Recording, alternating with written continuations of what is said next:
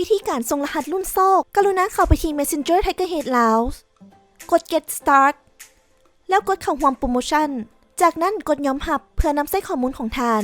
หลังจากนั้นให้เลือกภาคที่ทานอาศัยอยู่โดยข้อมูลต้องตรงกับสำเนาครัวพาสปอร์ตหรือบัตรประจำตัวเพื่อยืนยันตัวตนเมื่อได้เป็นผู้โชคดีถ้าหากทานบ่แน่ใจว่ามาจากภาคใดสามารถเบิ่งจากรูปแผนที่ด้านเทิงได้ตัวอย่างถ้าทานมาแต่นครหลวงให้กดที่นครหลวงเมื่อสำเร็จแล้วให้พิมพ์เบอร์โทรของทานแล้วกดยืนยันข้อมูลว่าถูกต้องหรือบ่ต่อไปพิมพ์รหัสกล้องฝาถ้าหากท่านเป็นผู้โชคดีได้รับของรางวัลประจำวันระบบจะแจ้งอัตโนมัติทันทีแต่ถ้าหากท่านบ่ได้รางวัลประจำวันระบบจะเก็บรหัสของท่านเพื่อรุ่นของรางวัลประจำเดือนเมื่อรหัสของท่านได้ถูกบันทึกเรียบร้อยแล้วท่านสามารถกดส่งรหัสฝาต่อไป